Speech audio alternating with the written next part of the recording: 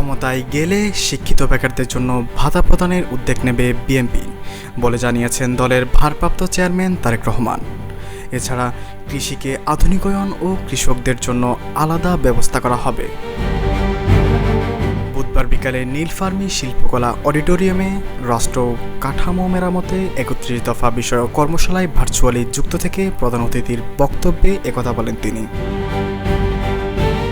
তারেক রহমান আরও বলেন, উদ্যোক্তা তৈরির জন্য বিএনপি যুবকদের পাশে থাকবে এবং উদ্যোক্তাদের পণ্য বিদেশে রপ্তানি করা হবে।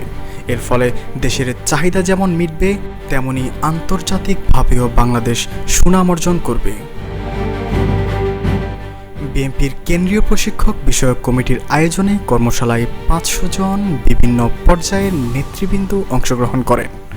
এর আগে সকালে কর্মশালার উদ্বোধনী অনুষ্ঠানে বক্তব্য দেন বিএনপির যুগ্ম মহাসচিব শহীদউদ্দিন চৌধুরী এনি, বিএনপির চেয়ারপারসনের উপদেষ্টা ইসমাইল জবিউল্লাহ, বিএনপি প্রশিক্ষক বিষয়ক সম্পাদক রাশেদা বেগম হীরা, ছাত্রদলের সাবেক সাধারণ সম্পাদক ইকবাল হোসেন শ্যামল ও সাইফ মাহমুদ জুয়েল।